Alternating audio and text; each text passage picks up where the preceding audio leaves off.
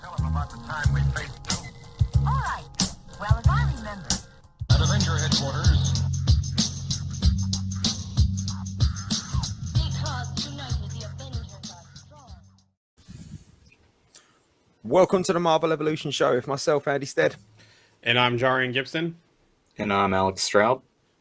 And before we do go any further today, guys, we are going to be talking about Ant-Man Quantumania. We've all seen it over the last couple of days, us three here. So we are going to be talking about that. You can see the spoiler alert at the top of the screen. So please, we do encourage you, if you haven't seen the movie and you don't want to be spoiled, please, switch off. We'll try our best when there's some big moments coming up that we don't want to ruin for you. If you do want to listen, but you don't want to, hear those big moments. But we will be talking about Ant-Man Quantumania today. But before we get there, let's see how we are. How are you, Alex? All right? Good. I bought a couple Funkos. They came in the mail this week. I kind of swore off buying Funkos and then forgot I bought these, and then was like literally talking about it that day. I was like, I'm not really going to buy any more Funkos, and then walked outside and saw a package sitting on the porch, and I was like, all right, well, I guess I've already broke that rule. So, my wife says when there's a delivery, so Alexa says that there's a delivery turning up, there's a delivery turning up, and then you sort of go, she goes, Alexa's been ordering stuff for me again. You could say the same. You just sort of go, Funko have just been sending me stuff again. I used to have a friend whose dad would order things and he would get drunk, and then he would wake up and like a few days later and he would find like all these packages because he worked like night shifts. So he would like wake up and find all these packages on his front porch, and he'd be like, it's like Christmas every time I'm opening up these packages because I have no clue what I ordered. Jared, how are you? Doing good. Finally starting to feel better. It's been a rough week. Family got sick. It's something like bug going around, but finally back to normal. Just got back from taking my son to seeing Quantumania, so I've seen it a few times now. So yeah, nice, doing good. Nice. Excellent. Well, it's been I've had such an odd week this week. My car was actually, it wasn't stolen, but somebody cut out the catalytic converter from underneath my car while it was parked at a wow. Yeah, while it was parked at a shopping centre. So I turned it on and it sounded like an American muscle car. It was so loud. But so I'm trying to be quite stoic about it because there's absolutely nothing I could have done about it. But it happens. Wow. But I didn't realize you had the same problems over there because we're having that same issue here too as well, where people are doing that. So yeah, well, they're so they're so expensive because of the precious metals in them that they use to convert everything. But never mind. Like I said, I had another disappointment as well. Me and my son went to the Ant-Man London premiere, and all the wristbands were gone, so we couldn't get into that either. It was just like one disappointment after another one this week. But been to see the movie today, so that was fun. We had a good time. But yeah, and as always, guys, if you're listening or watching on any one of our streams or channels, please drop us a message. Let us know how you're doing, and put your initials at the end of the comment so that we know who's talking. And we'll include you in our show. So I know we're gonna get straight on into Quantumania. Go on, Jarian. What do you want to say? Also, too, we keep getting a lot of people on Twitter. On Twitter, we can't see the chat. So if you're on Twitter and you want to interact with us, go over to the YouTube channel, the Twitch stream, or to the Trovo stream if you want to get in the chat. Superb. So we're going to get stuck straight into this Quantumania discussion. And I know, Jarian, you've got a quick piece of news that you want to chuck in before we start talking about the movie. Yeah, so we know that they brought some characters back from the previous movies. We also know that that Michael Pena's Luis was not in this movie, and Peyton Reed addressed why he was not in the movie. He said there were no versions of this movie with Luis. There are a lot of characters in the had we obviously have our Lang, Van Dyne, and Pym family, but we also introduced Kang, MODOK, and all the Freedom Fighter characters. So we had to make decisions early on about what stories we could tell and what stories we couldn't tell. I love those characters. They were really, really fun and part of the Lang family, but as we got further and further into development, we knew we wanted to bring the family into the quantum realm pretty early in the movie. It just didn't make sense to include Luis and co. And you also know that one of the characters, David, I'm going to butcher his last name, Das Malchian, who played Kurt in the previous movies, was in this movie as a different character. So Yeah, I don't think it made sense to have Luis or those other guys. He's sort of co-workers or convicts. I don't. It didn't make sense to have him in here. The film was only bookended shortly in the real world, wasn't it? So It was like the first 10 minutes and the last 10 minutes were actually in the real world. Everything else was in the quantum realm. I mean, exactly. The ants being brought into the quantum realm was the only thing that made sense because they got sucked in when, you know, everything else did in the lab too. So there was other things from the lab that were in the quantum realm too. So yeah, And so it why wouldn't have made sense for those guys to be in the movie. you Yeah. know, why are you in the quantum realm? You know, like, Yeah. What are you doing here? Yeah. Oh, hi. I know this guy. Yeah, it's my friends from work. Friends from work. But yeah, since you mentioned the ants, I've seen some interesting discussion about the ants and so forth, and it seems like very early on they kind of established the ants, right? When Scott bailed Cassie out of jail, and they were sitting there with Hank and Janet, who Cassie now calls Grandpa. Now, they talked about they were doing ants and science stuff, and then he showed how the ants were pretty much self-sustaining in their little community. They actually evolved in that community and were self-sustaining. So them going into the quantum realm and going hitting, I think he said time vortex or something. I can't remember the exact language he used. time dilation. Yeah, there you go. Thank you. Time dilation, where they went through, thousands of years and evolved, and him still being in communication. To me, they kind of were the Ultron in this story, right? Because we know in the comics and the cartoons, Hank Pym's the one that does Ultron. In some of the stories, Ultron is used to defeat Kang, and it seems like the ants filled that role of some kind of artificial intelligence or evolved intelligence to help them, defeat Kang and his army. So I thought it was great that we got the ants because I was like, I love that ants are a part of Ant-Man's character and that he uses ants. It's a very cool thing, and they all have these little different uses. I mean, they talk about the little ones that fry out electrical systems and stuff like that. Ones that are architects that make a bridge for him to cross certain areas and stuff. And then Hank Pym's making these certain ants that basically are evolved, and then they come to his defense. They're partial to Hank Pym.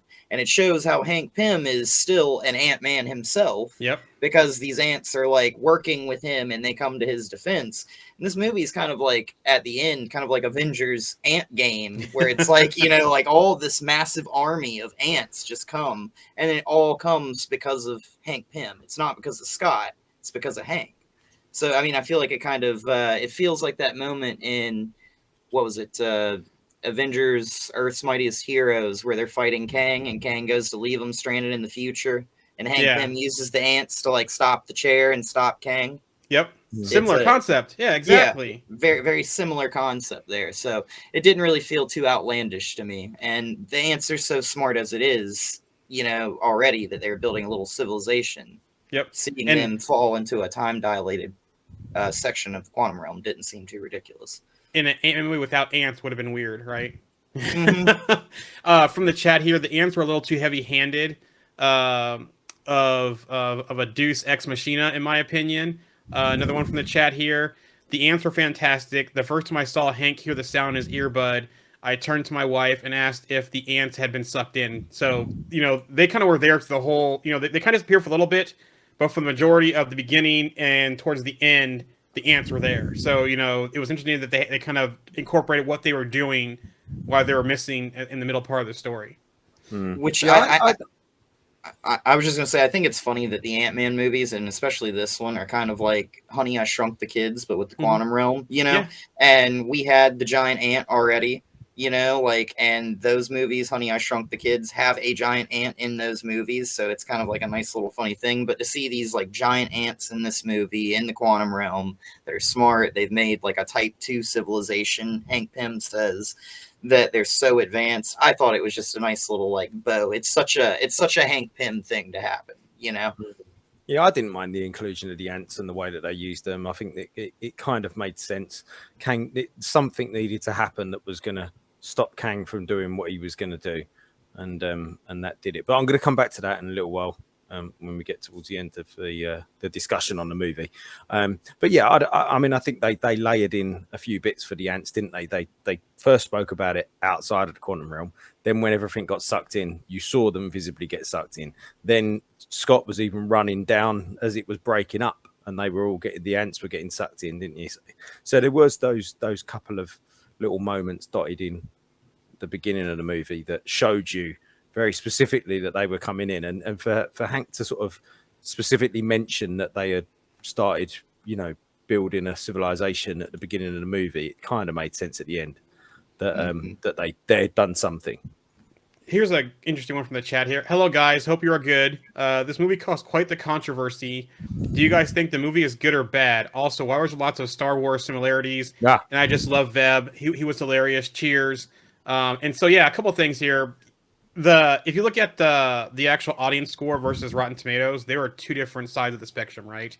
Rotten Tomatoes was really low, but all the audience scores are up, I think, like 85%. I think I posted in the group the other day. So the audiences are loving it. I really enjoyed the movie. I thought it was a great movie. Yeah, I had a couple issues in there, and one major issue, which we'll talk about. But I do agree there was a lot of Star Wars similarities, some Rick and Morty, a very big sci-fi scene. If you think about it, there was parts where they look like the Jawas at one point. When Scott and Cassie were down there, the Sand People with Janet and Hank and when they had their part. Then you looked like the whole part when Kang was assembling the army and the ships.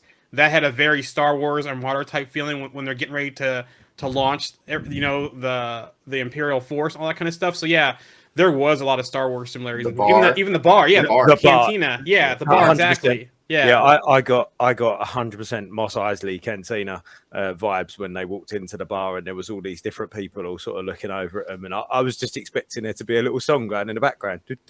Yeah. I was expecting it to happen, but no, I thought there was heavy Star Wars stuff going on. Even at the end, one of my sons mentioned when all the freedom fighters came in with the different flying vessels, they said it was a little bit like the end of the Rise of Skywalker, with all the different spaceships coming in.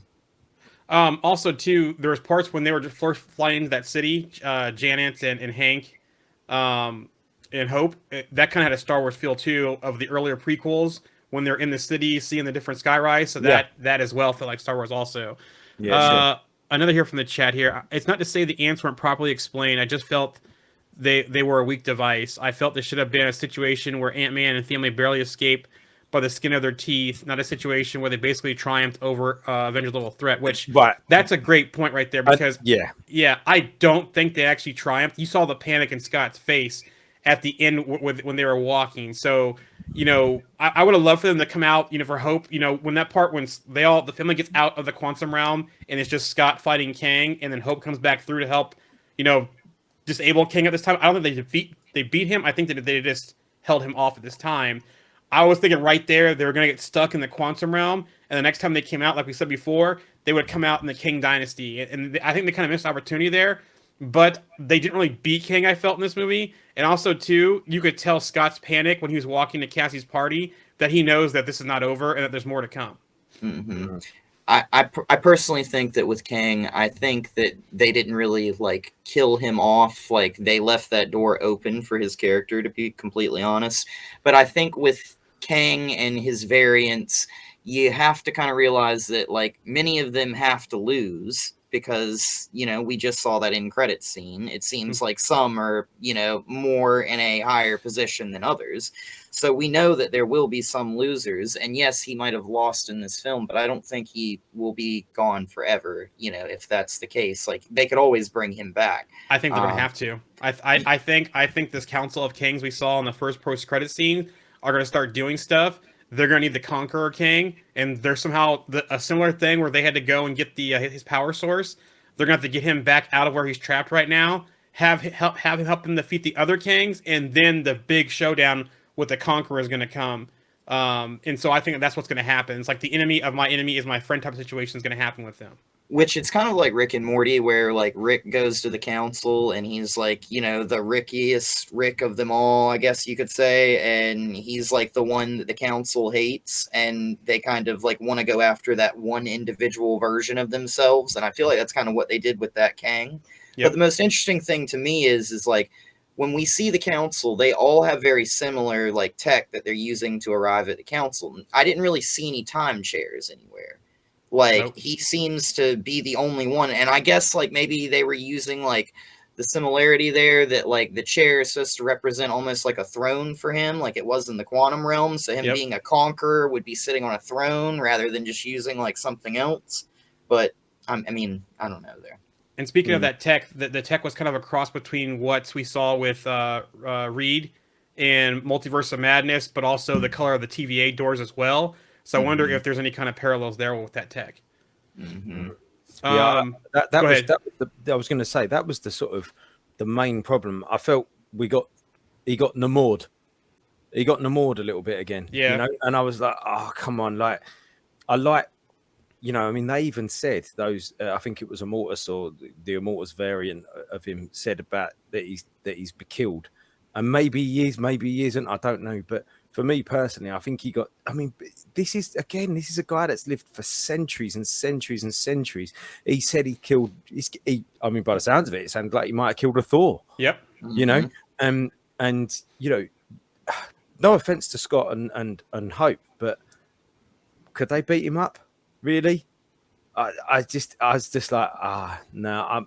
Again, I think they should have found some other way to see Kang lose the battle. Somebody said there that they've won the battle but not the war, and I agree. I think that's probably right, but I think they should have found some other way, or I don't know. I just felt like they sort of dispatched him fairly quickly in that room, even the two of them, and I don't know. I'm not sure. That didn't sit right with me in exactly the same way that Shuri beating Namor didn't sit right with me. And I know that there's that whole kind of, is Namor playing a game? And there is this kind of, has Kang really lost? Probably not.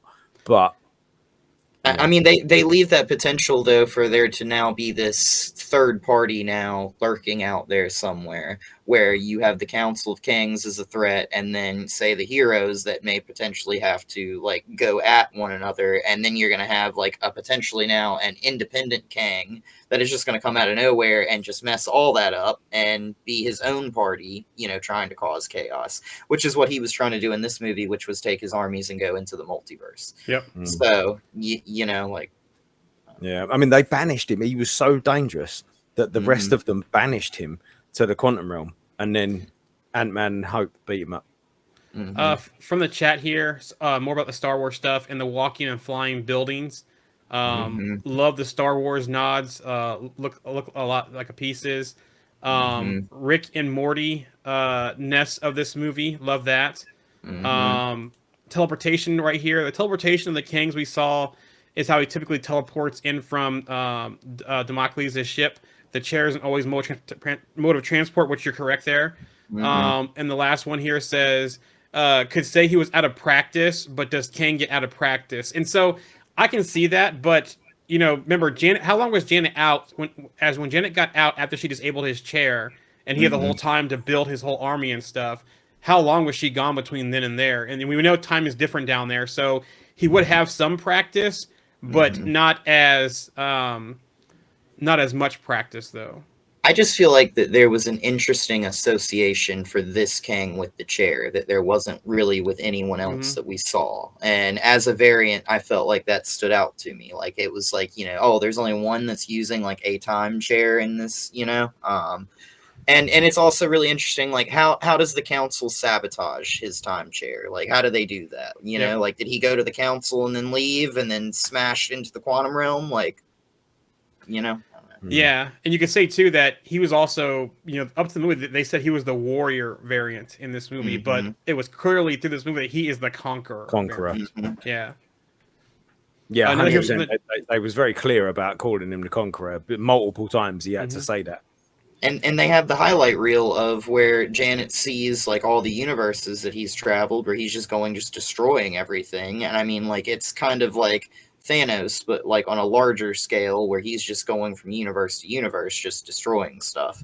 And that was kind of the fear of him getting his armor, which I thought was interesting. He had taken his armor off while he was using the ship. And then like once the ship powers up, he gets his armor back up. And then like he's now like good to go again now that he's got his armor, you know? Unless they were tied to each other because of the power source. Yeah. But I just thought that was a really interesting kind of thing. I love the way that his armor looked in this, though. I love the like neural kinetic like way that it moves, and it like interacts with him and everything, like from the shoulders shifting, I mean, to the suit actually like changing, like very cool. Yeah. From the chat here, did you all notice that Kang used Kung Fu on Scott? Yeah, that fight scene was awesome. The hand-to-hand combat, Scott was outmatched, and I have some shades here because we know Jonathan Majors is going to be in the upcoming Creed 3 movie here pretty soon. That I wonder if some of that crossed over, his fighting from that movie crossed over into that fight scene because he was pretty brutal in hand-to-hand combat. Yeah, he was. That fight scene on sort of the bridge outside with when Hope was involved as well. That was excellent. And you see Scott changing sizes and going big, going small, and Kang sort of dealing with him. And I thought that was an excellent. That was too short for me. I wanted that to be longer. That was really good, and it kind of finished really abruptly. And I was like, I really enjoyed that. I could have watched more of that. Here's the analogy I give about Kang losing. What if at the end of the Avengers, one Iron Man had flown up and punching the heck out of Thanos and knocked him into a portal and then flew back home? Would that have made Thanos less menacing? That's a great point. It would not have made Thanos less menacing. That's a great point. Another one from the chat here. But why didn't Janet tell her family about her history in the quantum realm and just let them be surprised? I understand that. Her being down there, she didn't want to talk about it. It was a long time. She did what she had to do to survive. And she thought she wasn't going back. Because you saw when they activated that device that she's like, turn it off. No, you don't know what's down there. It's almost like she had PTSD at that moment when she turned that device, when Cassie turned that device on for like the telescope thing for the quantum realm. I feel like...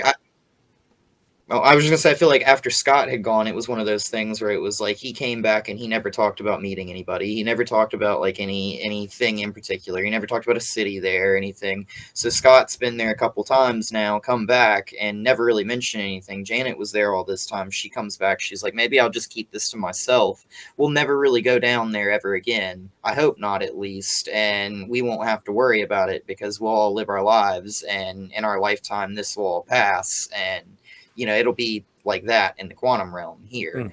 So, like, yeah, she says that. She said she'd come back and she just wanted to be a mum to Hope. She didn't want to get bogged down with all of that kind of stuff. And I think going back to what we was just saying there about actually I can't remember what I was going to say now. It's just completely left my mind. Well, what do you think about that? I have another point too about the whole Janet thing. But also, too, remember she said there are different parts of the quantum realm. There's the void, there's Subatomica, and then there's that whole world underneath where she was. And maybe Scott didn't get down that far. Yes, Scott went subatomic, but we didn't know that Scott got down to her level of that far in there. So that could be why Scott's been down there and hasn't seen anybody, because it seems like everyone is down underneath of everything, that world down there. And maybe Scott got to the void, maybe Scott got to Subatomica. But which is interesting because she mentioned Subatomica early on. I was like, wait a minute, Fantastic Four. Because what's Subatomica? He is home of Psycho Man. It's Subatomica. So I wonder if that was any kind of reference to, anything upcoming with Fantastic Four or anything like that. But yeah, there's different worlds down there, and they all work differently. So that could be why Scott had different experience than what Janet had. Yeah, sure. And he didn't, he wasn't down there for very long either. He was only down there for 5 hours. How much are you going to see in 5 hours? Yep. Compared to 30 years.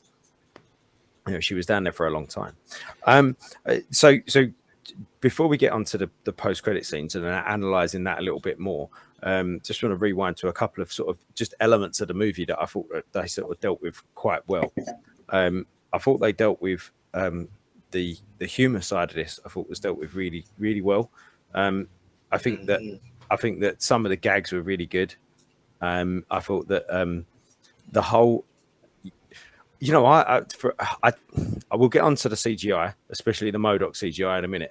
But I quite like the fact that the Scott was almost like he was like the voice of the silent majority. He was like the voice of us. He was kind of looking at him, going, "But it's just weird." It's just, he was like, "This is just weird," and I like that. I thought that was quite funny. It was almost like it was similar in a way to the gag in.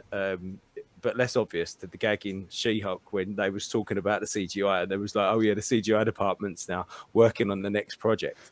I found it quite funny because he was kind of like, it just looks weird. And I thought it did. But I thought the comedy just in general was dealt with quite nicely. I thought the MODOK thing was funny because throughout the movie you have this like relationship back and forth where like he's constantly like, Darren, Darren, and he just won't respond, and he'll be like, MODOK, and he'll be like, yeah, and then like respond instantly. And it's one of those things where he's not really like, he's still Darren to Scott. So like, and in my brain too, that's not really MODOK. So like, because it's kind of like a weird version of MODOK, you know what I'm saying? And yeah, I mean, of course they killed this character off. You know, this What was, a surprise! Yeah, expected that, I suppose. But the death was like a little interesting. It wasn't like, it was kind of like, it was like cringy almost. Like it was kind of funny, but like it was kind of like his whole character was just a joke the whole time anyways, you know. But we did get the transformation though, so we did see what happened. We did see similar to what we saw in the Void at the end of time with the helmet there. We saw the big head, the small body, so there was that hint there in Loki with that piece. His little butt cheeks. Yeah, but then we His saw the little whole butt thing. Yeah, the little baby butt cheeks, the baby Bjorn looking thing. And so I actually like how they explained how he became MODOK and the stuff. And looks wise, especially with the mask on, and even the CGI looked way better than what we saw in the previews for his face. So I thought the looks were there, but the arc was kind of a little bit weird for me.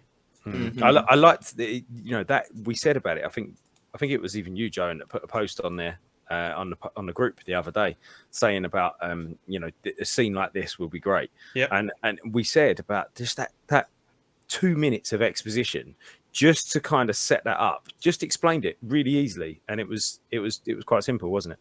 Yep. Mm-hmm. From the chat here, MODOK is completely ruined for me after seeing him in Ant-Man.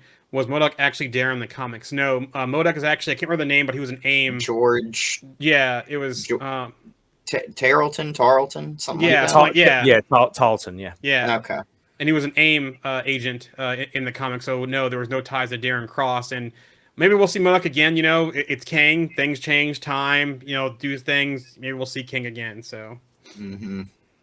And I mean, like, I'm sorry, MODOK again. Sorry. I feel like MODOK was always kind of more of a joke in, you know, a lot of things, a lot of comics and stuff like that. I mean, in a lot of animated shows, he's always kind of like, he's kind of the first part. He's the expendable one. Like, they kind of just push out there first. You know what I'm saying? Like, and in this movie, it kind of felt like that. I mean, Kang didn't really take him seriously. At one point, Kang tells him that when he's in the room, that he remains quiet, you know, like, and I was like, all right, I hear you, Kang. Like, and yeah, I mean, it was just one of those things, like, when he died, I was kind of like, all right, like, we didn't really lose much. Like, you know, we didn't really gain much with this version of Darren in this movie as MODOK, and we didn't really lose much when he was gone either.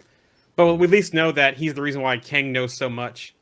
Besides Janet, that Kang knows so much about, because Janet didn't really know about Scott, so we know why that Kang knew so much about Scott, and so and Hope, and you know, the present time past Janet's knowledge of her family. From the chat, MODOK looked like he should have, but the backstory is obviously not the same, but it certainly fits. Yeah, it did fit. You guys need to add the rules of the group. It's never too late to stop being a dick. Yeah, there you go. And they're here from the chat. At least I died in Avenger, had me on the floor, and the look on Scott after the line was a cherry on top, plus him touching the face. Touching his face with his little hand, yeah. And he says, you know, Scott, I've always thought of you as a brother. And he's like, what? Like, no. His face was just like, really? Absolutely not. Yeah. Okay, you can pick what you want. What do you guys think about Cass's arc in this film? You know, the way she started off in jail. Obviously, she's been working with Grandma and Grandpa, you know, Janet and Hank. That was the thing. And Cassie, that was the as thing well. a minute ago. That was the thing a minute ago that I'd forgotten about. Okay, there you go. We said, didn't we? Last week we said, who's Cassie been kind of, you know, working with, because she's been working with somebody who's helping her, and we said it was probably Hank, you know, because he's kind of like, you know, nurturing that sort of behind the scenes, and that's what he kind of said. Oh, we thought we'd help her, you know, she wanted to do this stuff, so why not? You know, he wants a new protege, you know, so yeah, they were he was helping her sort of move along, and got her a suit and all sorts. Yeah, I didn't mind her. I thought she was all right. She wasn't offensive to me at all. I'm looking forward to seeing her going forwards. Yep. With you know, with Kate Bishop and with you know, maybe Yelena and a couple of the others. But yeah, I quite liked her arc, actually. I liked the family dynamic in this with where she was kind of like a granddaughter to Hank Pym now, and I thought it was really funny where they're having that scene where they're talking about this is like not the first time she's gone to jail, and like Hank's like, you know, like if I had my way, I would have broken her out with ants. And it's Yep. like, okay, grandpa, okay, like, you know, be quiet, you know, It's that grandpa and sort of parents and grandparents relationship. So like, you know, with kids, basically, like the parents don't let the kids get away with anything, but the grandparents let them get away with everything. So, you know, that's exactly it. You know, there's no way that Scott was going to help Cassie become, you know, a costumed, you know, superhero. But Hank was like, yeah, okay, we can do it. Come on, come with me, come with Granddad, and we'll sort it out. You know. And Hank's like a typical old man. I mean, he's using Pym particles to make pizzas bigger. That way he can save money. Yeah. Like, and he's like, I think Scott says something like, you know, I envy you or something like that because he saves $8 or whatever. But it was funny too that everyone was in on what she was doing except for Scott. Like everyone else in the room knew that she's has a suit, messing with Pym particles, doing things except for Scott. From the chat here, I'd say Cassie probably Stinger as opposed to Stature, as most assumed. Yep, even the suit color, because Stature's red, Stinger is more purple from the comics too, so the suit did match. And then here, well, like father, like daughter, it's inherited in their family apparently, but I was surprised how Cassie studied the quantum realm and managed to keep it a secret from Janet and Hank. I think Hank knew. I don't think Janet knew. Hank definitely knew, though, but Janet did not know. And Janet didn't tell anybody about what happened down there, so nobody knew to be worried about it. And Cassie's whole plan was that they would use this. And Hank even says, like, your daughter built a telescope into the quantum realm to map the quantum realm, which they were going to try and do to figure out everything that was down there. And Janet wasn't bothered at that point, though. Yep, not until the signal. Until the signal. Yeah. That's Darren. Darren / MODOK is the one that was able to lock onto that and get them to come down there. So that was another thing about MODOK's usage with Kang in the movie. Yeah, I suppose he had that sort of understanding of what's up there, which was really interesting. Actually, coming onto that and looking at Bill Murray's character Krylar, I was expecting him to turn around and say that he was the collector and. An elder of the universe. Yeah. An elder, yeah. I was expecting him to turn around and say he was a collector because it seemed like he'd been down in the quantum realm for so long, he'd kind of forgotten about humanity. Like he even says, oh yeah, I forgot that's what you call yourselves, humans. And, you know, it seemed like he did doesn't know what ants are. Yeah. No, he doesn't know what ants are, but but that's that kind of, that arrogance, isn't it? You know, the Grandmaster had that arrogance, didn't he? You know, when you spoke to when he was speaking to Thor in Ragnarok, and it seemed I was expecting him to say that he was an elder and that his brothers, something about his brother, he's been down there a long time or something like that, because it seemed like he did kind of know about, you know, our world. But was it more from Janet though, or from something else? Well, maybe Janet. But I would say that it's what brings to the question is: are those people down there? Are they actually down there, or are they refugees from conquered worlds of Kang? Because it seemed like a lot of the people were people of Planet Kai. It also seemed that William Jackson Harper's character, who was Quaz, was more of like the Micronauts leader in the comics than he was Quasar a little bit. So there were some parallels here with these people. Are they refugees, or are they actually living down there? Maybe they're just exiles. Maybe they're people like, I mean, you could have like people from universes that were exiled there that have had children now, had families, and it just goes on. And now they're just inhabitants of this realm. I thought it was interesting that, like, you know, some of them had powers and abilities and things, and that there's all these different like species and all this different stuff, like intelligent life down there. Like Hank Pym goes, holy shit, like this guy looks like broccoli, and like in the movie, and like it's so funny, like and like they just have all this different stuff, and the way that they fly like creatures down there, the way the ships operate, like everything is just like completely different in how it functions there. And the physics are different, you know, like it can change from like here to a mile away. Like it's very cool. That was the best gag for me. The he has 7 holes, and then watching Scott's face go, you could see I was counting as well. Even I did it. I was like 1, 2, 3, 4, 5. Yeah. And then he went, yeah, 7 holes. But what I thought was interesting was we see like what was his name? Quaz, yes. Yeah, Quaz with his abilities down there in the quantum realm. Janet has abilities from being in the quantum realm. We never saw them once in this movie. at all. That's my biggest issue. I put that in the spoiler chat. That's my biggest issue because they made a point of her powers in the last movie. She helped kind of, ease Ava's pain, Ghost's pain, but then nothing about her powers at all. And then also too, I would figure we get some kind of Ghost reference or Bill Foster reference. It seemed like the last movie is completely erased from this whole thing. This was a completely different movie, though, wasn't it? This was this wasn't. Yeah, I mean, the first two, they're very similar in the feel of the movies, but this one was completely different. Completely different movie. One quick thought back on the people down there. I think I'm gonna lean towards the refugees because the Kangs know how, since they knew how to, exile this Kang down there. I'm gonna say they're probably exiling people that are left over down there as well, and that they're all refugees down there, not actual people. From the chat here, real quick, Marvel site has her as Stinger now. Just did a daily on her, and it's has her listed as that also. So good because the colors match too. Drink the ooze was funny. Looks like Cassie knew about the ooze before they went there because she told Scott to drink it. Well, she had the ooze dripping from her face too, Yeah, so it seems like I think she drunk it and heard the voices, and exactly. then understood, and she was like, "Look, just drink it and you'll understand," sort of thing. Go ahead.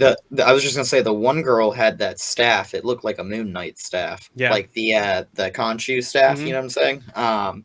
And just a little reference there that I thought was a little interesting thing. Yeah, and the shoulder pad looked like a owl looking face. The guns that Hank picked up looked like Star-Lord's guns. Yeah, I was that too. Yep.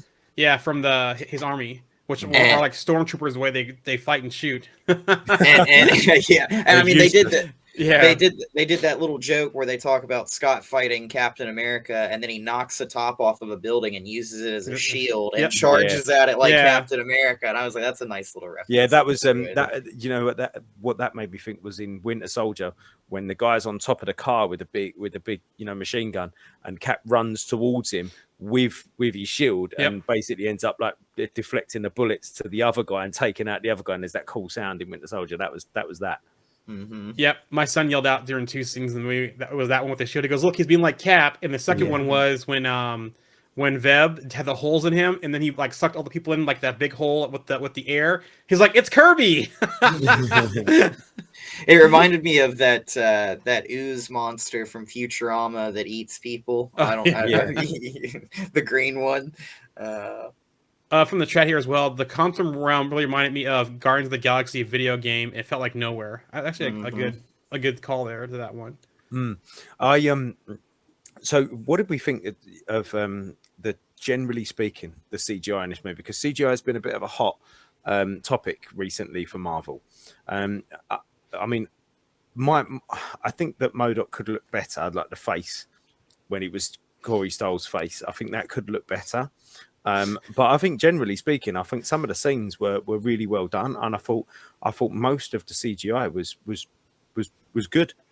I thought it was fine too, and I just kept thinking about the Elon Musk spoof on MODOK's face. I kept thinking about that, but I thought he looked way better in the movie than we saw in the previews and the stills early on. So I thought the CGI was fine. I personally thought the CGI on his face just looked rough in a couple of scenes. Like I thought, it's no like Solomon Grundy and Stargirl like CGI quality, but I mean like it's definitely not one of their best by any means, or not even close.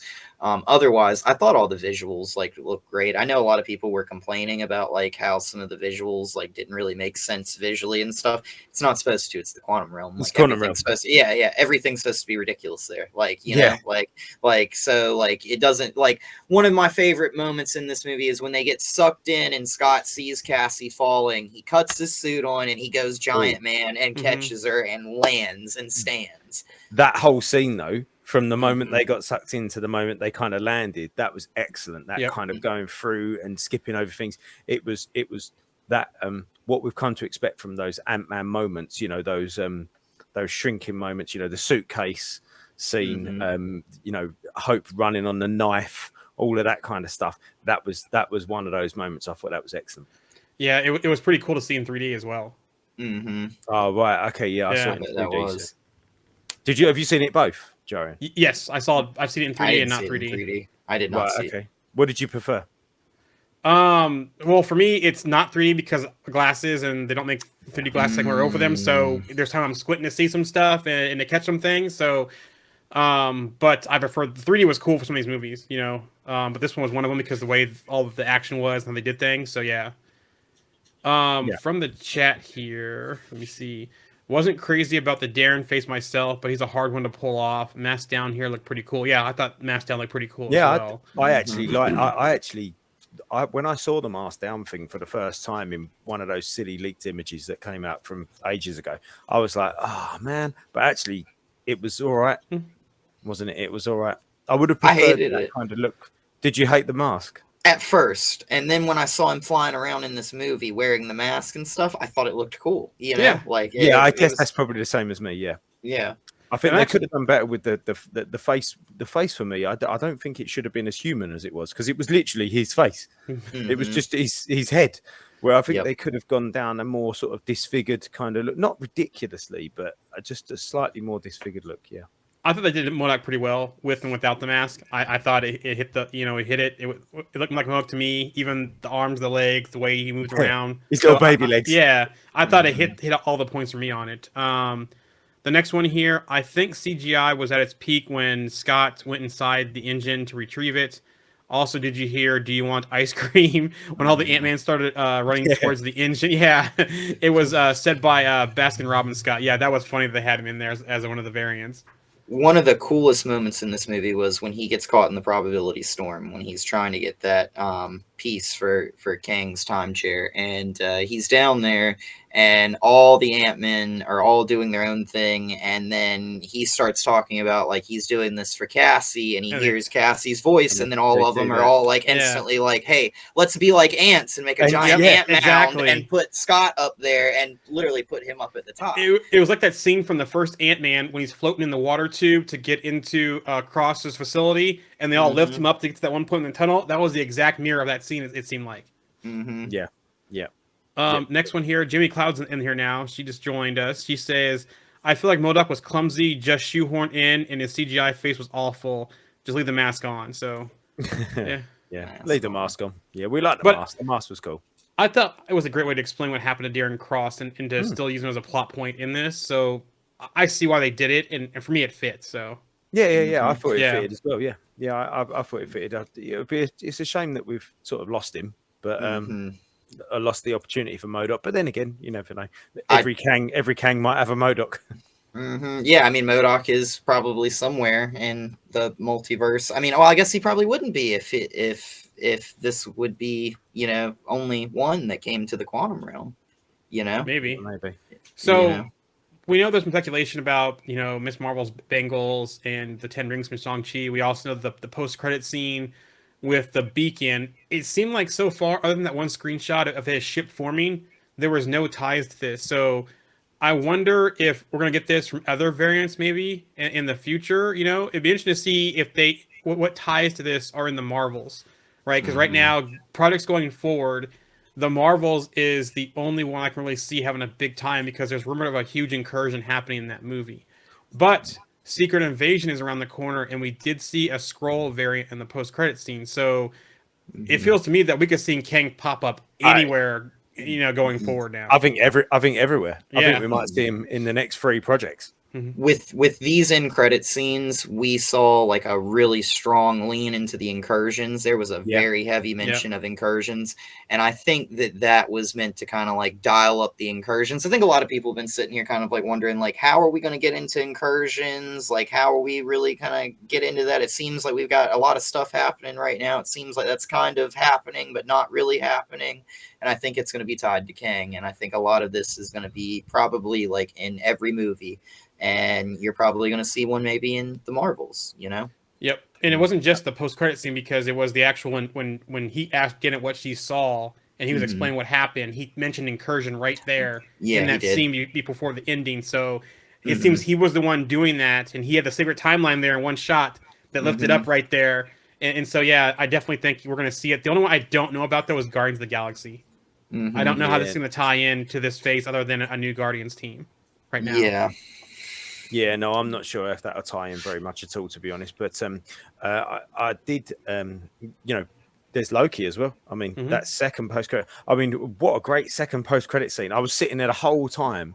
My youngest son was getting really hot in the cinema, and I was sitting there the whole time going, "Please don't let this be the Damien Dashmalian's character just going, something. Oh look, I've got another hole on, or or MODOK like coughing or something. Do you know what I mean? I was like, please let this be something good, and then it was. That was probably the biggest payoff of an end credit scene I think we've had for a long time. You know, both of those were the best in the entire MCU history, probably. That was the first time in the MCU that Disney Plus scene has been used as a post credit scene in a Marvel film. Yeah, wow. We've been saying about that, haven't we, the last few weeks, about this idea of movie into show, or movie into show, into movie, back into show again, and that was exactly that. So that was a brilliant end credit scene. Which, I really liked how they did Immortus. They made him look like a Sith Lord in this, like, I mean, like, I was getting like Sith vibes from this guy. And then Rama Tut, I love the way they did Rama Tut in this. And I'm not sure if that was supposed to be Iron Lad who was with him, or Scarlet Centurion. I've heard a couple different ones on that take. I've heard it's Iron Lad. I've heard it's Kid Immortus, I've seen someone say, which basically is Iron Lad as well. Also Scarlet Centurion. But if you look in the crowd as they panned out, we saw Mr. Griff on there in the crowd. There was a Scarlet Centurion looking character in the crowd as well. Also a Silver Centurion, which is not a Kang variant, but an Iron Man suit. There was a Silver Centurion looking one. Then you panned up. I think there was like a King Kong looking variant as well. But then as you pan up as well, there's the reptile one that you saw there, like looking for like the V of the series looking reptile. Have you ever seen that movie in the 80s or within the remake? But then we saw the Skrull variant there as well. So, like I said, Kangs are going to pop up pretty much probably everywhere in this phase now. That was a great panel to live action. Page to screen shot as well. That end credit scene with all of them standing there. That was great from that Avengers issue. And I love how one of these credit scenes leads into the other, because we see in the first one with the Council of Kangs, we see the statue, right? Yep. And the statue was something that we saw in Loki at the end of Loki. And then the second credit scene is Loki looking out in the crowd at Victor Timely, terrified, which is so funny to me that he, like, a god is so terrified of this mere mortal, but Loki's just been around the bend so much with this guy that he is just like, that's him. And Mobius is like, who? It doesn't look very terrifying. It's almost like that Banner in Doctor Strange scene. Banner's like, Thanos is coming. Doctor Strange's like, who? Similar parallels there with that scene between Loki and Mobius. From the chat here, does Kang have anything to do with Secret Wars in the comics, or is it just Lego Marvel 2? No, he does. You have things to do with Secret Wars in the comics. So, yeah, that's not just the Lego game, Marvel game. We all screamed when we saw Loki and Morbius as well as Victor Timely. The scene literally was a mood changer and an adrenaline booster. Yeah, same here too as well. I was like, they're really doing this, because I was hoping that we got some hits of Victor Timely, maybe the secret buyer through the film, that kind of thing. Maybe that tether to this world, but it didn't happen. So I'm actually really glad they did that post-credit scene. I have some things. Go ahead. I have some things there. There's some breadcrumbs I'm going to talk about here when you're done. I was going to say, it just looks like looks like it was set in the sort of 1920s, 1930s, that sort of era, wasn't it?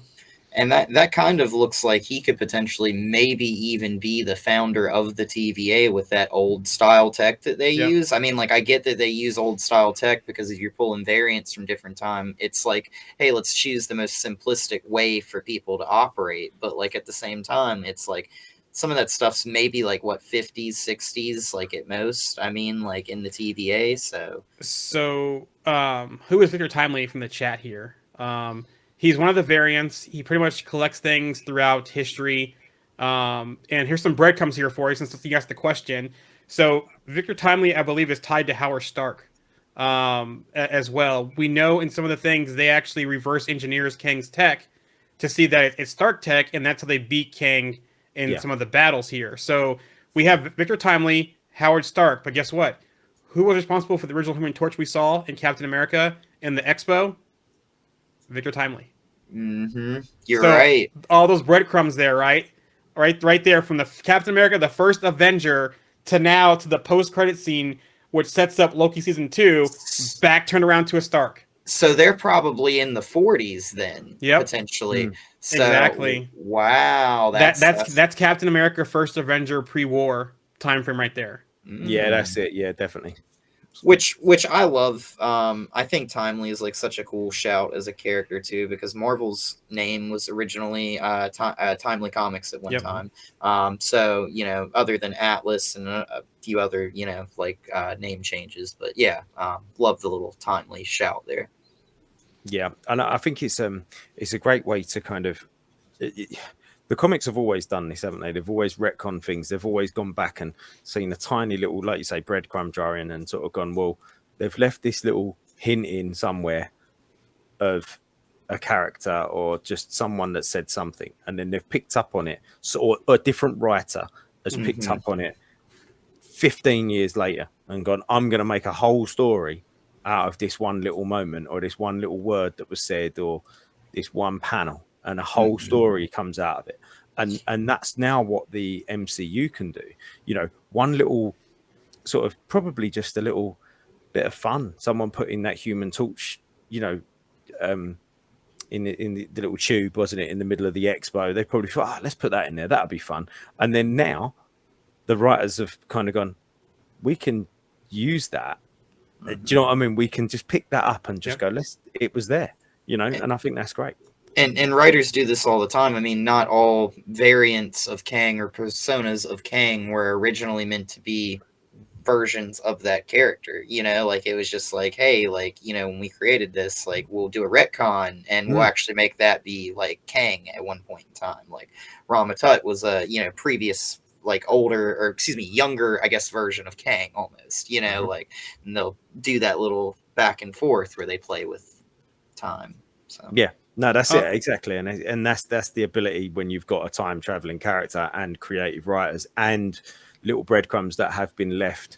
We always, I think it was said, wasn't it, a little while ago, about a lot of the loose ends that Marvel leaves all over the place. They'll go, oh, there's a character, and they've kind of just that character's kind of just disappeared, and it's like, yeah, but that's just a loose string for someone to maybe pick up on later on down the line. Like it doesn't have to be resolved. Like not everything has to be resolved.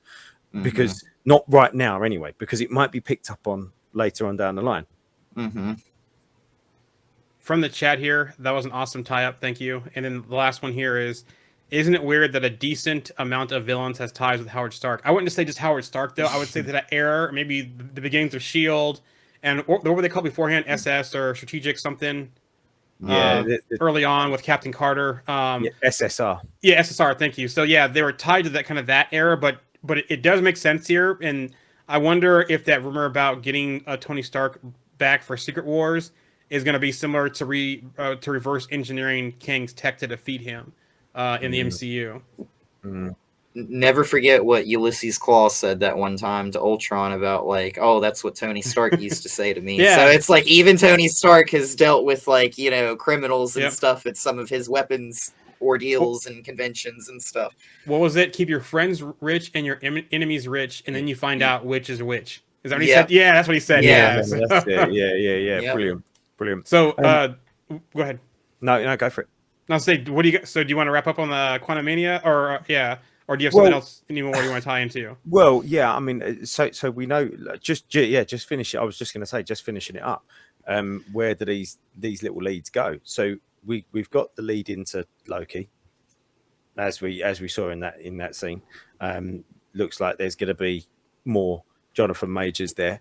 We've got leads into potentially into the Marvels with incursions and things like that, which we've got these rumors that there's going to be incursions in the Marvels. We've got leads into Secret Invasion with the Skrull version of Kang that we saw at the end. And we can't really think of anything into Guardians just at this point. No. So that's, maybe the High Evolutionary is like an Elder of the Universe or something. Or there's a Kang variant working with the High Evolutionary, maybe? I mean, I think it would be really interesting if the High Evolutionary was like an Elder of the Universe, because then he could be like potentially manipulating and change things like way back into the distant past of like multiple universes. And that would be a nice little like multiverse kind of thing for that one character. But you know, So, other than that. question from the chat here: where do you think Ramatut and Immortus will show up?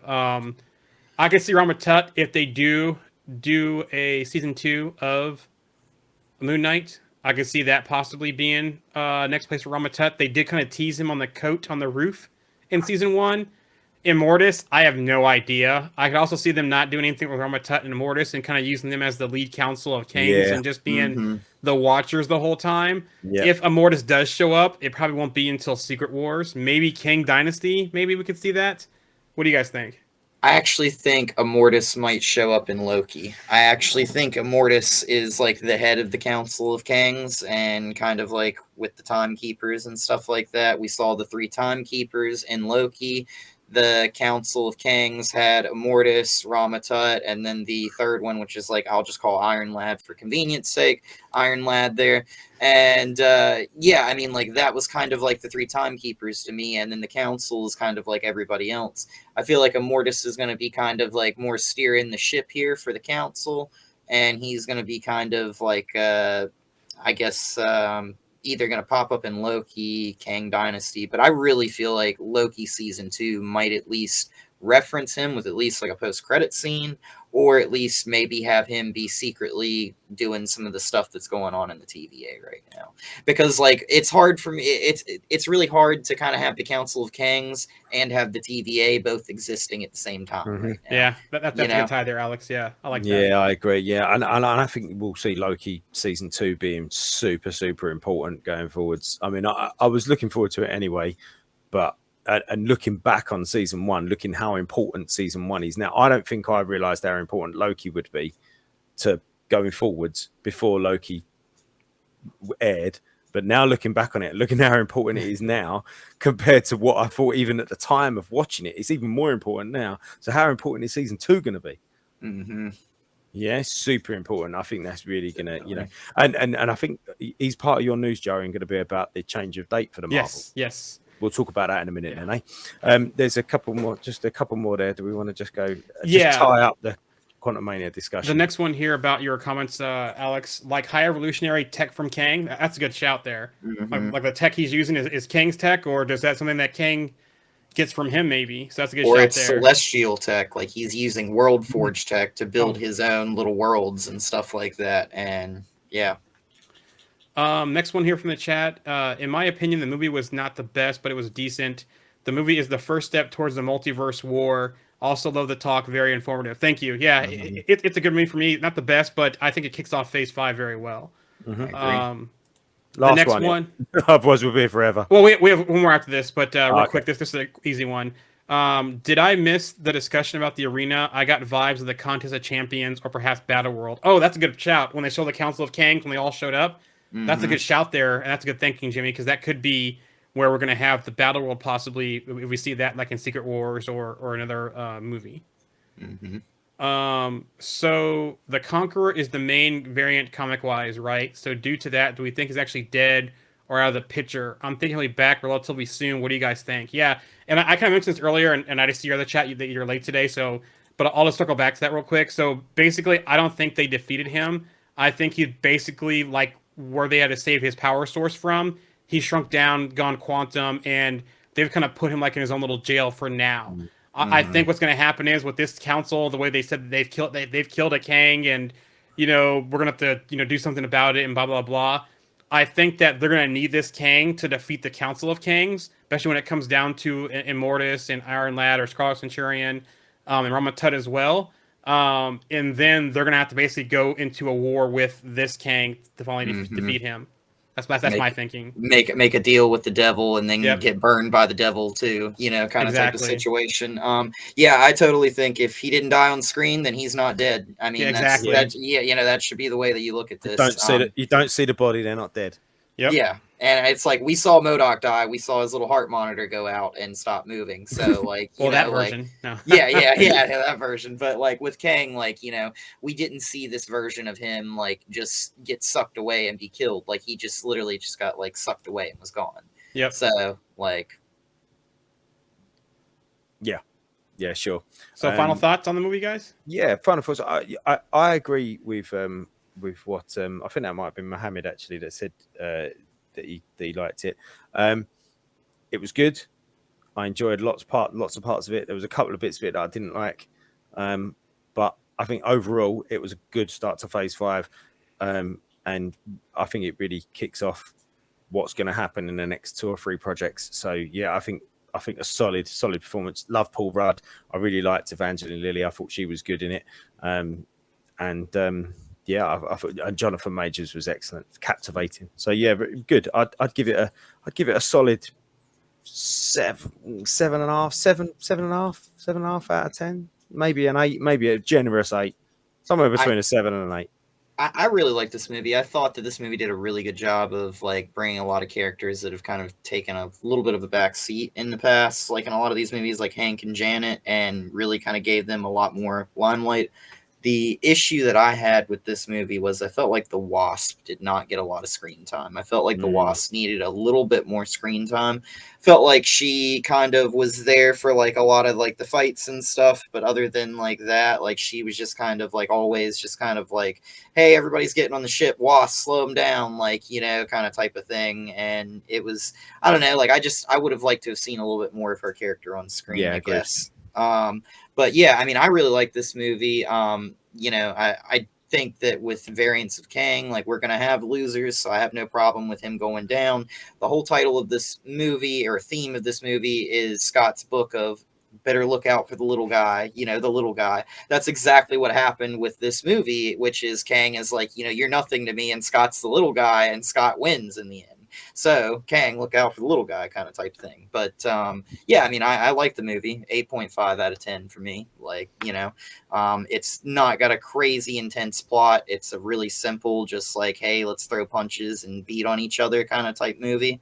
But yeah, I mean, what else are you gonna get when you have like, you know, Scott making himself huge and fighting ships, and then making himself normal size and fist fighting Kang? So it's a good movie.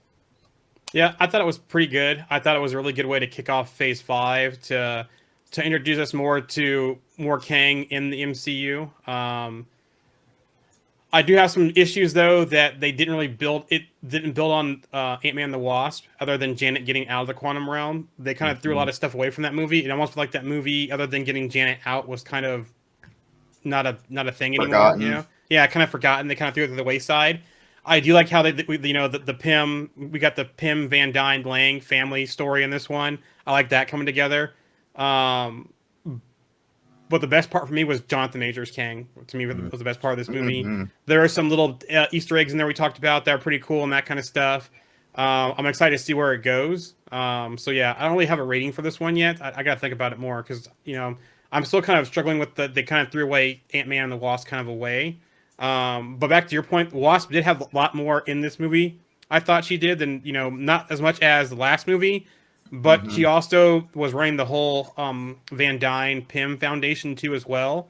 So she was doing stuff, you know, more of the world stuff, especially after the blip, and you see the influence on Cassie as well, especially what we saw from Falcon and Winter Soldier and that kind of stuff. So I wonder where that kind of stuff's going to lead to, or is that going to be kind of a throwaway thing that we've seen as well in the MCU. From the chat here real quick, last things before we move on. Both Conqueror and He Remains both claim that if they die, bad things happen. Yep, they both proclaim that. I believe them from the chat. Here's a rating from the chat. 7 for the 7 holes. Nice reference. I like the there. next comment. Yeah, and then when Scott said to Hank, did you read my book? And he says every damn word. I like that scene as well. You can see how they're kind of more, there's been more bonding between, between Scott and Hank from the past. Last one here before we get to the news. Gave it a 7.75 to 8.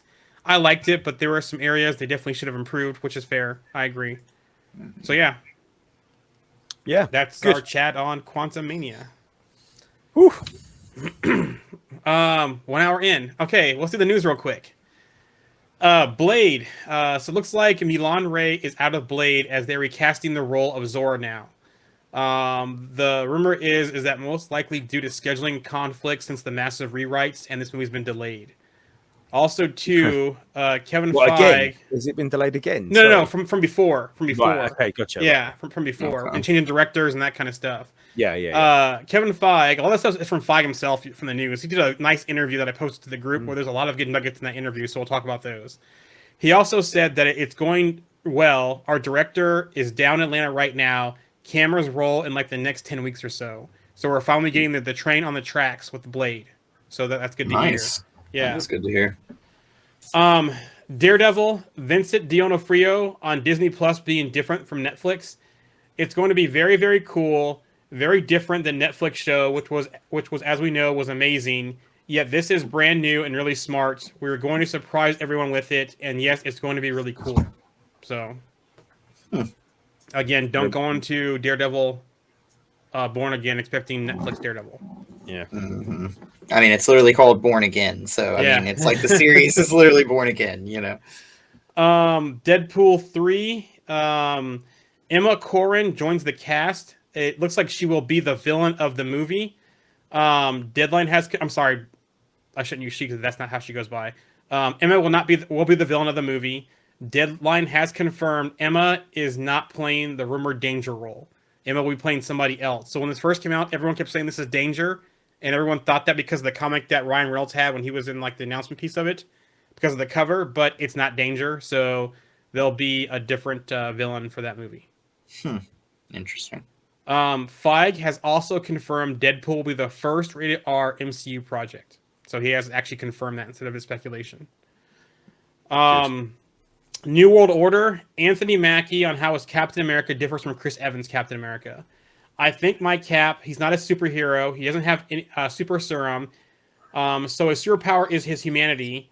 So I think with him, he has to come to the stage with a very different understanding of what it is to be a good guy or a bad guy, and what are the decisions that make you toe that line in a way that you did. I just see him as more of a humane Cap as opposed to a Cap of judgment where this is right and this is wrong. Your decisions that make you choose right or wrong. So that's interesting. Yeah, I'm really looking forward to New World Order. You know, I think I mean it's right up my street anyway. That part of the genre, that sort of spy stuff and government stuff. But I think it's shaping up to be a really nice movie actually, and because I know that Feige confirmed that Ross is going to be the new president, didn't he? I had that one next. A quote on that next. Yeah. So that then ties into that movie, and I think that is referring to this New World Order that you know, all of a sudden now we've got you know, a soldier basically as your you know, your chief of staff, and there is a New World Order. You got a new president, you got a new Captain America, you probably got this new threat. Yeah, that's it exactly. Yeah, so I'm really looking forward to this movie. And post Blip, there is a New World Order. You know, like after everything. I mean, we have GRC. the world in chaos. Like the GRC was created to step in and fix a lot of these issues that are still happening, and which we found out about in Quantumania as well. All of those people, you know, Cassie, that's why she was in jail at the beginning. Yeah, she was. There was all those people that were homeless after the blip. So yeah. Question from the chat here, circling back to Deadpool. Do we think Danger Thing might be misdirection? Maybe it is, maybe it isn't. We'll have to wait and find out. We don't know at this time. Feige also talked about Ross and Wilson in the movie himself. We start filming relatively soon. I'm sure anyone you ever talked with about Harrison Ford says this, but it's unbelievable that we get to meet and talk with him and that he's embracing this role. He's tireless with the amount of work that he does. This is certainly a big part for Thaddeus Ross. He's the president of the United States in the film. And with Harrison, you think about Air Force One, and you think about some of his confrontations with the president in Clear and Present Danger. There's a dynamic between President Ross and Sam Wilson. They have a history together. But in this film, we'll be teasing the dynamic between Captain America and the president of the United States in a way that is just incredible. So that's interesting. From the chat here, I love the title NWO. It's also the name of the first episode of Falcon and the Winter Soldier. There you go. Nice, cool. Yep, nice breadcrumb there. That's a lovely touch, isn't it? Yeah. I just feel like it's so strange that they're going to make Ross president, you know, and like then bring in Harrison Ford to play him. I mean, I get why, because like he's older, but you know, like I mean, I just feel like they should have gone Red Hulk and just not brought in another older person to play Ross and just had somebody do the voice. And yeah, I can only think about this because of Secret Invasion. There's something that's probably going to happen in Secret Invasion that they're going to need to have some kind of succession where the secretary becomes the president, and so they need him in human form for part of the movie. But I guarantee we'll see Red Hulk in this project. Yeah, and what you said, Alex, you know, we was talking about Red Hulk and about the fact that we didn't have to know who it was at the beginning. That'll be a plot point. Yep. I think we will see Red Hulk in New World Order, and they won't know that nobody will know that it's the president. I mean, obviously, fans like us will, but nobody in the movie will know who it is. But what if they use it as a means to be like, Sam, there are people that have gamma monsters out there, and they show him footage of like the Red Hulk like ripping up a facility or something, and they think the Red Hulk is actually like another country or somebody else's like gamma monster or something, and they find out that it's really like, the former director of defense for the United States, who's now the president, Ross, like, who's moonlighting as the Red Hulk, basically. Yeah, that's exactly it. That's exactly what Ross will turn himself into the Red Hulk to go and do that. Then to tell Sam that it's another nation. Sam will then go and take his team to fight this other nation based on the fact that they think they've got a Red Hulk, but they haven't really. It's the president setting it all up. That sounds to me like that could be exactly what that storyline is. From the chat here, this kind of sounds like that movie with Jimmy Fox and Channing Tatum. Channing Tatum, White House Down. If you've seen, this is the end, I'm talking about when I said that. I'm curious if Ross will have to rely on Sam for survival. That's interesting. Oh. Yeah, I'm not sure. Yeah, that's an interesting thought. I do think we'll finally get other gamma monsters as well, and hopefully that's how we get Serpent Society. So, but yeah, that's an interesting comment there about how to rely on Sam to survive. That's something we'll have to see, and how that leads into Thunderbolts also. Marvel Studios on cutting back Disney Plus projects. So Kevin Feige has said it is harder to hit the zeitgeist when there's so much product out there and so much content, as they say, which is a word that I hate. But we want Marvel Studios and the MCU projects to really stand out and stand above. So people will see that as we get further into Phase 5 and 6, the pace at which we are putting out Disney Plus shows will change so they can get a chance to shine. When asked about spacing out shows or putting fewer shows per year, he said both, I think. Yeah. Then he said, okay, go ahead. Sorry, no, go on, finish off first. Then he talked about streaming. He said the fun thing about streaming is that they are forever and people can keep re-exploring them as well. So, yeah. Yeah. So this is probably going to tie into your next piece of news, which I'm going to hazard a guess is the Miss Marvel change of date. Not that, but a couple other things. Yes. Okay. Well, anyway, so that Miss Marvel change of date, which we'll come to in a minute. If they stuck, I'll tell you what. Actually, let's do that in a minute. Go on, carry on. Okay. From the chat, actually, real quick, this plays right into Thunderbolts and Secret Wars. Talking about New World Order. And then Marvel needs. Oops, hold on. I gotta click the right thing here, Jarian. Marvel needs to make a tribute to Agent Phil Coulson. He shall not be forgotten. He died a noble death, and I think he should have been treated as an Avengers death. Do you guys agree? I think they should at least do a Marvel Legends episode on him. I think that would be pretty good. I think we'll see him back. I mean, Secret Wars. Yeah. I mean, he was the whole reason. They used him as the reason to get the Avengers like kind of motivated. In the first movie. I mean, that was kind of like his big shout in the MCU was like, it was kind of like, hey, you let us down. Like, look at what happened to him. Like, that was what that was avenging, wasn't it? Yep. Yeah. I mean, and it was like kind of also that idea that, yeah, even if we lose, we'll still avenge Earth. Like Tony says that directly to Loki. Like, yeah, you might win and destroy everything, but we're going to come back at you. Like, and yeah, I mean, that's kind of, I guess, the idea. He certainly galvanized the team, didn't he? But he also had that whole run on Agents of S.H.I.E.L.D. too, so they kind of did give him his due. Yeah, I think we'll see him back. I really do. I think I can see a Secret Wars. Or maybe they could do the lifelong decoy thing, with the whole. which they did that in AOS with him, where he was a life model decoy at the end of that, which was funny because that's a nice little bow for him, because at the end of Avengers, well, I say at the end, but like that scene in Stark Tower where he leaves, Tony tells him that he's the life model decoy. Yeah. So on other things, I'm not gonna mention the Marvels yet because I have a whole section on the Marvels, so we'll talk about the changes there.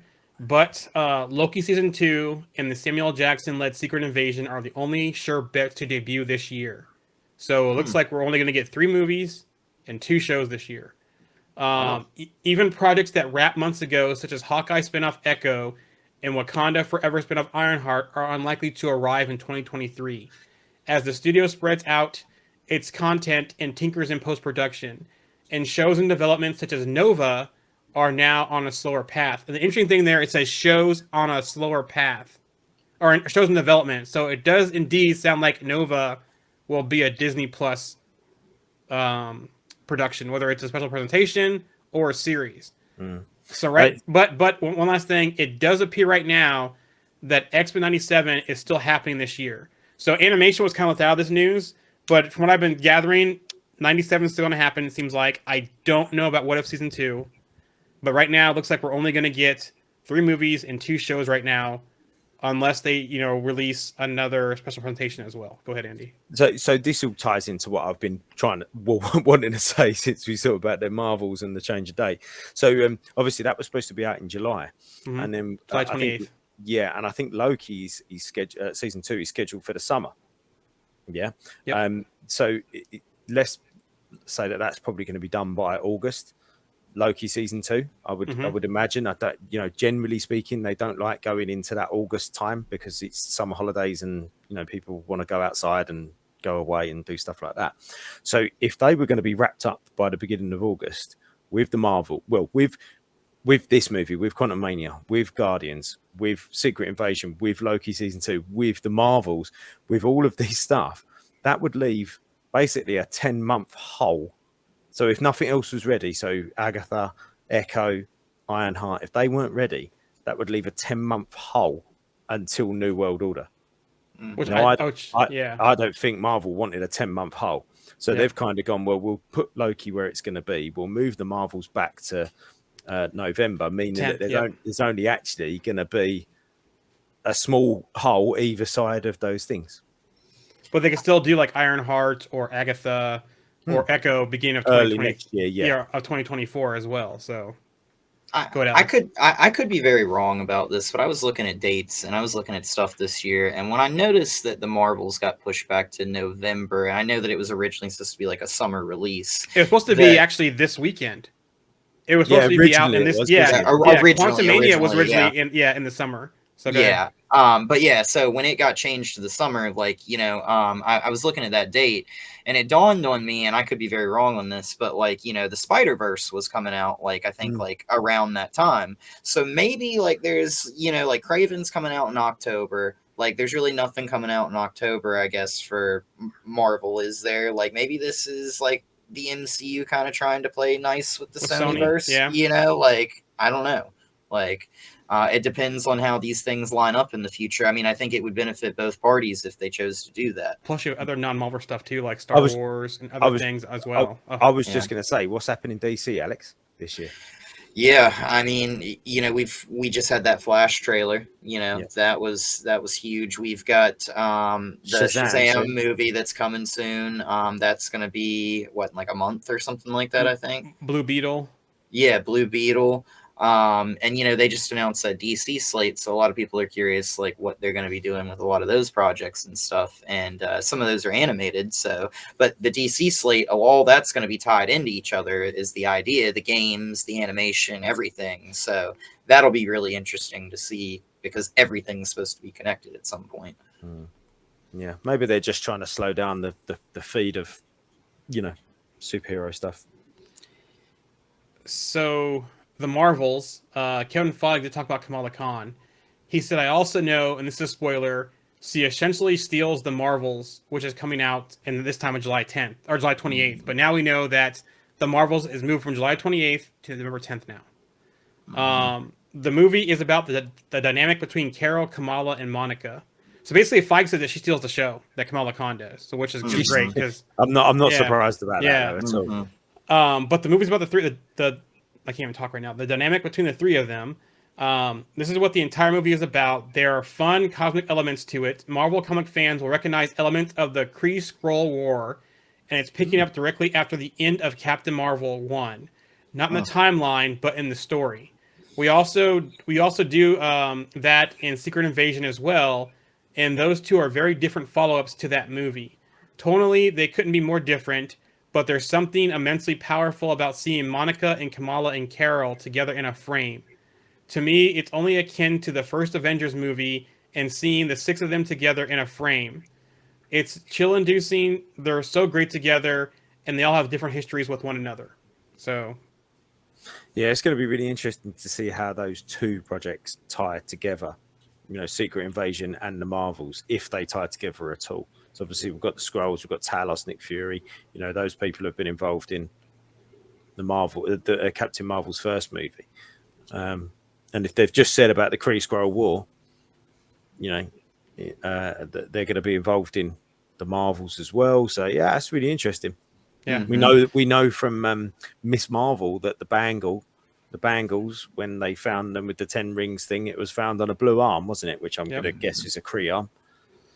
So Yeah, and I mean, I feel like the Kree Skrull War is going to be something that potentially is probably going to impact, say, the future of the MCU and potentially impact maybe something related to Kang. Mhm. So, you know, like this might be something where maybe some events turn out differently than they should, and it maybe throws some things into whack. I mean, the thing is that the Skrulls have been on Earth and at war with the Kree since the 90s that we know of. You don't know who is a Skrull at this point, how deep somebody is undercover. I mean, they've been there for generations at this point, you know. So like you have 30 plus years of Skrulls like hiding on Earth. Like they could be so far in every government, like in every nook and cranny of the world. Like they could almost be, you know, capable of just turning the world over like that instantly. We also too think about this with the whole 10 rings and the whole beacon. What if a McLuhan is a Kang variant? If who? Sorry. The McLuhans, where the rings originally from. What if there is a McLuhan Kang variant as well? Sorry, gotcha. Yeah. So, yeah, very interesting. Thunderbolts. Kevin Feige says something very interesting in this quote. None of them will consider themselves heroes when your de facto leader is Bucky Barnes. That's sort of all you need to know. So that's interesting that Bucky is the leader of the Thunderbolts. So it almost seems like, is Yelena going to be, because we know she's like one of the main people of this movie. Is she like an inside person for Val? Which Val could be a Skrull. Val could be a Skrull, honestly. Is she an inside person for Val working something? And it's interesting that Bucky's the leader. It's almost like does something happen in this where Bucky's like, okay, you know, I'm volunteering for something or going off and doing something, and he gets pulled into this role. This movie is going to be interesting to see how they pull this off. I feel like you're going to have a team that's put together by two people, probably Ross and Val, and they send this team in, and you're going to have Val tell Yelena she's in charge, and Ross tell Bucky he's like in charge or something, and it's going to cause that dynamic of, well, you would think John Walker would probably be more in charge than Bucky in that situation because Bucky's kind of been corrupted, you know? Yeah. So, I don't know. Chat comment here. I believe Marvel once mentioned that after Tony Stark's death, Doctor Strange is going to be to lead the Avengers. But how ready is Strange to take control of such chaos if he barely made it in Multiverse of Madness? I think now that he has the Darkhold and he's kind of seeing what he can do and what happened with the multiverse, he's aware now. I think he'll be more ready to do that role because it does seem like with all the spacing that Marvel wants Doctor Strange 3 and Spider-Man 4 out before Secret Wars. Is some of the chatter out there. So it almost seems like he's learned from the error of his ways. I've never seen Strange as a leader at all, ever. When reading the books, or he's so reluctant. Even in his sort of Strange Academy stuff, he's still reluctant to do it. Yeah, he doesn't really want to lead anybody. He kind of just wants to be left alone most of the time. But yeah, I don't see him as a leader of the Avengers in the MCU, if I'm honest. Not because he's not capable. Not because he's not capable. He's certainly capable. He's in regards, Yeah. Yeah. I mean, he's in his power set and his knowledge. He's certainly capable. I just don't think he wants to do it. That's what I mean. Like you said, he's a loner. He's not. He's a bookworm. Yeah. He'd rather be reading a book than like socializing and with a team of people. But I wonder I if don't he's see going to him as a be leader. the MCU is going to put him in that role, and he's going to like have to back into that role. Like something's going to happen to make him take that up, possibly. Yeah, maybe as like a guess. mentor. Maybe Yeah. maybe as a mentor coming in, sort of, helping sort of point people in the right direction, but not necessarily as the one calling the charge at the front of the line. Spider-Man news. Kevin Feige did have a comment on this. He says, "All I will say is that we have a story. We have big ideas for that, and our writers are just putting pen to paper now." So it sounds like they are working in conjunction with Sony, and they have a plan, and they're working on that plan. Which, who knows? Maybe down the road with all the Secret Wars stuff, we end up with Marvel maybe connecting with the Sonyverse stuff with the Secret Wars, like them kind of trying to blend the universes, which, that would be interesting. But if they chose to do that, who knows? Someone from the comment here, I like this one. I love this. It is the perfect evolution beard growth. Thank you, Polar Knights. Moon Knight. He also had a comment about Moon Knight. He said, and this is from Kevin Feige again, Moon Knight, same thing. I think there's a future for that character as we move forward. Now, I don't know what this means. If it's season 2, if Moon Knight shows in other stuff, like Secret Wars, another project, but Moon Knight has a future in the MCU. So I'd like to see, not necessarily, I'm not overly fussed about seeing another season 2, but I think we need to another season of Moon Knight. But I think Moon Knight needs some attention to flesh him out a little bit more, and bring him into the fold a little bit better. Do you know what I mean? I think we know a lot about him, man. I know that, but I think we need to bring him into the sort of MCU fold. More connections, yep. Yeah. And I don't mean I didn't like Moon Knight. That's not what I mean. But I just think, and we know a lot about him, and there was some fantastic stuff. But he needs to be brought in first before we can sort of just shoe. And when I say brought in, I don't mean brought in another project. I mean in his own projects, even if it's a special presentation, a Moon Knight and Werewolf by Night. Werewolf by Night project, or some sort of additional. There's a wind up in the introduction, and now at this point, like now that he's been introduced, let's see the character go out there and actually be really active in the MCU. Now that he's here. Yes, exactly. Fantastic Four news. So a couple of things here. We'll talk about Kevin Feige's comments first. There's certainly been versions of it on screen, but never inhabiting the storytelling of the MCU. And that's something that's really exciting for us. People will start to hear more about that soon. We plan on that being a big pillar of the MCU going forward, just the way they've been in the comics for 50 or 60 years. Deadline's Justin Kroll has said, while the film won't shoot until the top of 2024, word around town is the Marvel will begin gearing up casting process of Fantastic Four this month. No names rumored for now, but the belief is the focus will be casting Sue Storm first and building out the rest of the team after she is set. Stay tuned. Now, this is interesting, too, because who's the director for this? I'm going blank. Matt Shakman. Matt Shakman has met directly with Mila Kunis. Oh, that's awesome. Yes, so there was talk about that. Is she going to be Sue Storm? Because there's talk that Franklin and Valeria Richards will be introduced as well in this film. So they're doing a whole different spin on what they've done of a origin story. Galactus still sounds like he's the villain of this movie, but it's not going to be the origin story. It's going to be the family story, it sounds like. So also Franklin Richards has ties to Galactus as well. So he was like Galactus he was Galactus. Basically, Galactus was his herald, wasn't he? Yeah, and Franklin was obviously a big part of Secret Wars as well. Yep, and ending it. Yeah, so that's something to watch there. That if they're going to start as the family already, and will Mila Kunis be Sue Storm? Because I don't think she's going to be Valeria, unless they're doing some kind of time jump, maybe.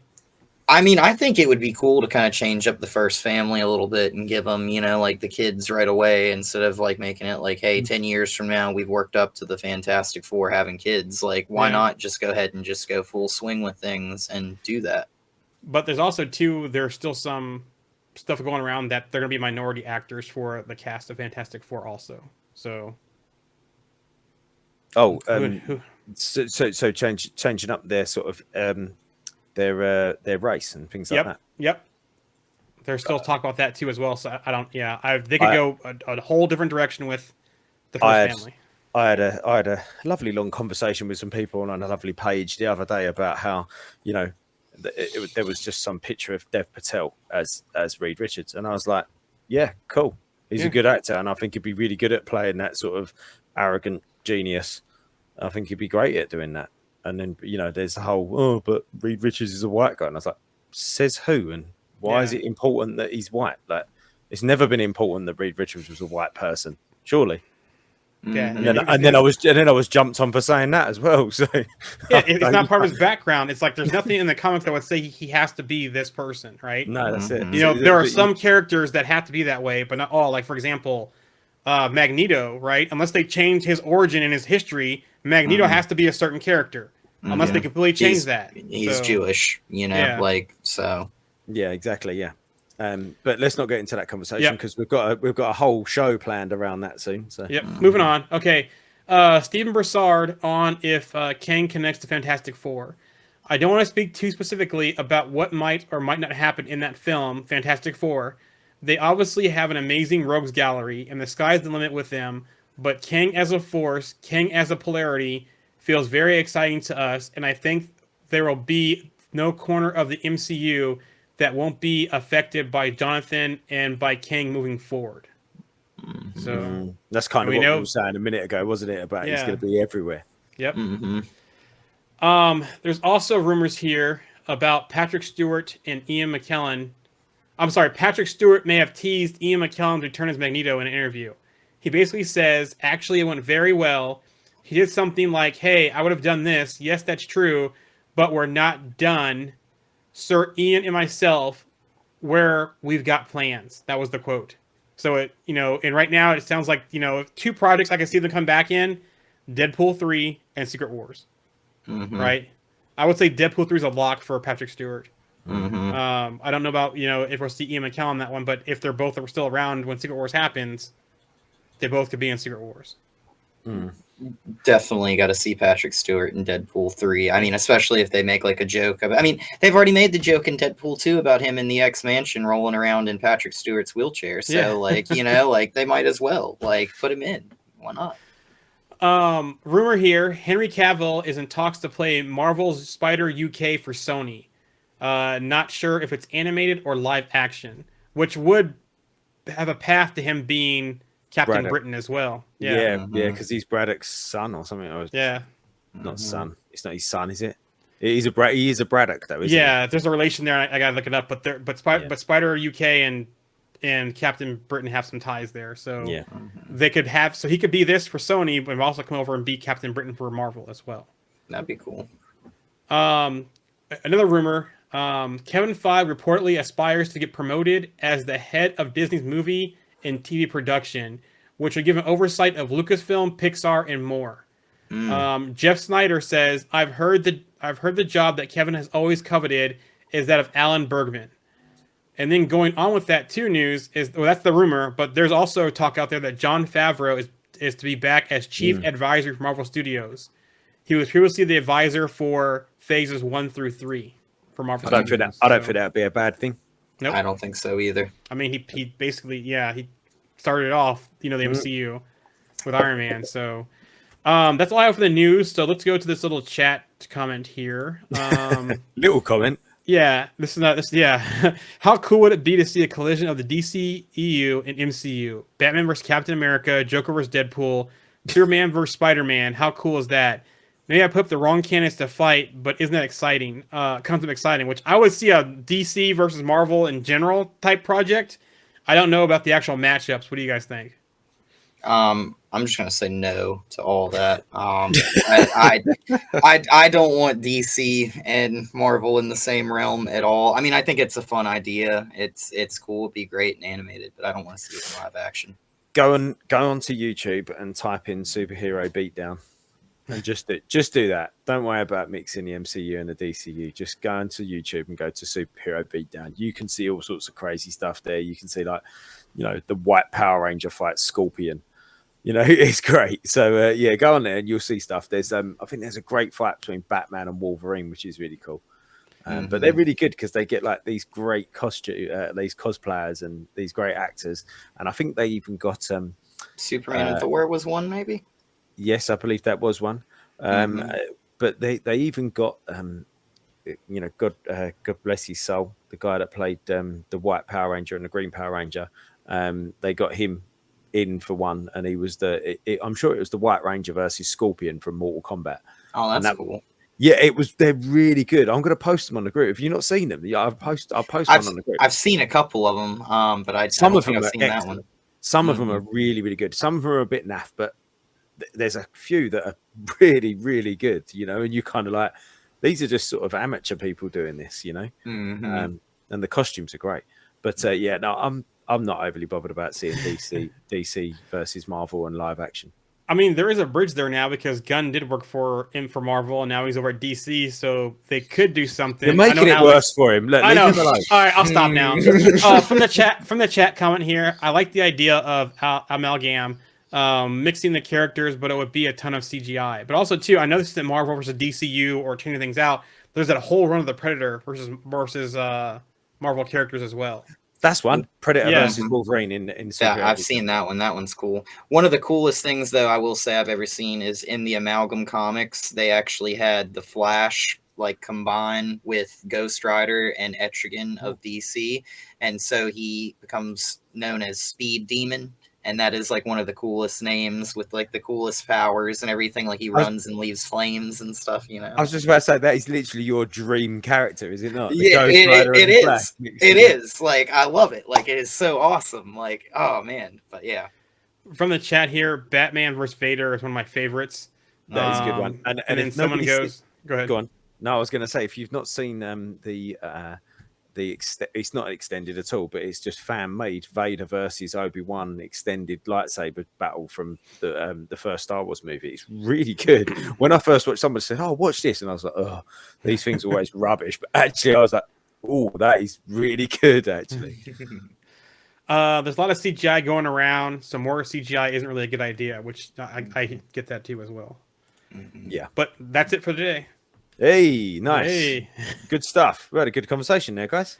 Yep. Those of us that listen to the recording or the replay on your podcast, don't forget to, like, subscribe, give us feedback. Also, too, you can catch us on YouTube, Instagram, Twitter, Twitch, Trovo, our Facebook group, and then once we have an announcement coming up, the page will be back. That's all I'll say about that. Yes. Looking forward to it. Guys, it's been a pleasure. We'll see you next week. Thanks, have a guys. good one.